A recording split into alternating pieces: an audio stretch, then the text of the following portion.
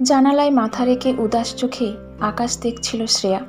দেখতে দেখতে 1 মাস হয়ে গেল। ও আর সৈকত আলাদা হয়ে গেছে।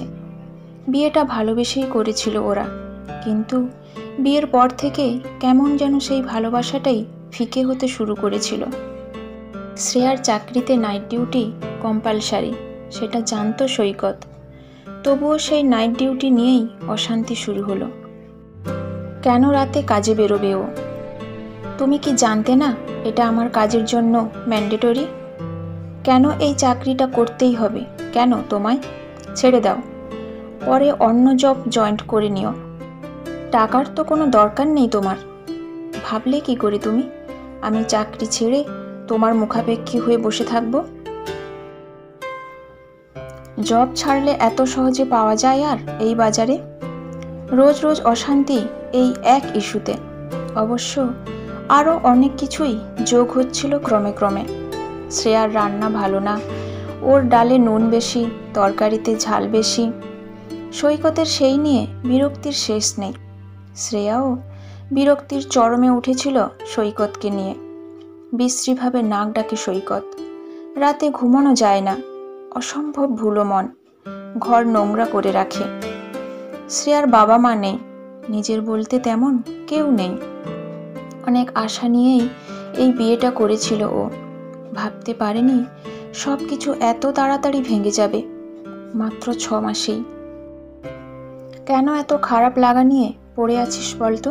তুই তো রোজ গেরে, তোর কোনো দরকার নেই এত কম্প্রোমাইজ করার। বেরিয়ে আয়। একটা ভুল বিয়ে সারা জীবন বয়ে বেড়াবি নাকি? এমনটাই ওকে বলেছিল রিয়া, ওর কলিগ রিয়া। ও নিজেও কম্প্রোমাইজ করেনি, ভুল বিয়ে ভেঙে বেরিয়ে এসেছে। রিয়া শুধু নয়, দীপা, মলিরাও একই কথা বুঝিয়েছিল ওকে। শ্রেয়াও ঠিক এটাই ভেবেছিল ওদের কথা শুনে। কেন করবে ও কম্প্রোমাইজ?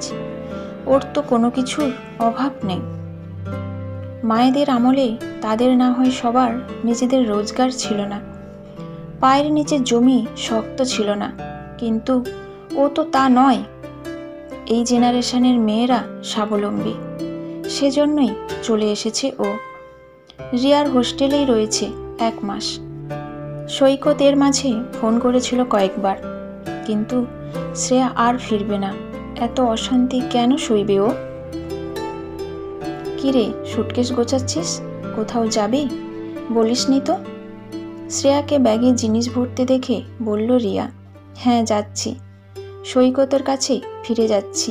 ও অনুতপ্ত, বারবার ক্ষমা চাইছে। আর আমিও তো কম অশান্তি করিনি, নানা ইস্যুতে অশান্তি করেছি। সংসার করতে গেলে মানিয়ে নিতে দুপক্ষকেই হয়।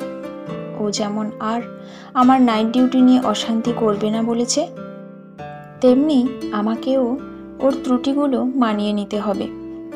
এত অশান্তি আর এত অপমানের পর আবার ওর সাথে থাকবি কেন রে শ্রেয়া? কেন এত কম্প্রোমাইজ করবি তুই? কি প্রয়োজন তোর? আসলে সংসারে একটু কম্প্রোমাইজ করতে হয় রে, নইলে দুটো মানুষ পাশাপাশি থাকবে কি করে?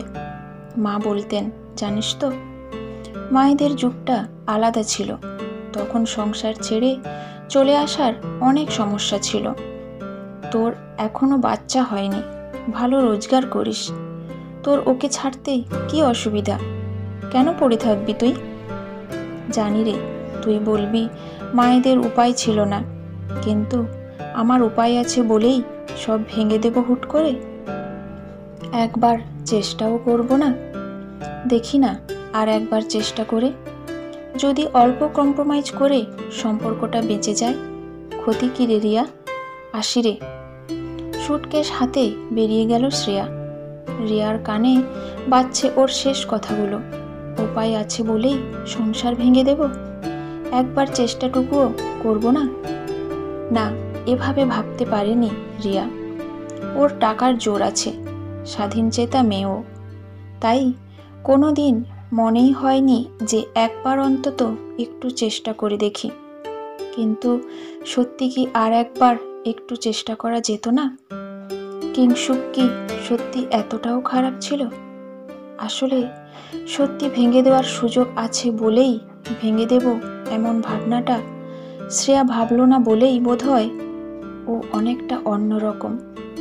আর এরকম অন্যরকম মানুষগুলো আজও পৃথিবীতে এক্সিস্ট করে বলেই বোধহয় এখনো বেঁচে আছে একসাথে ভালো থাকার কনসেপ্টটা।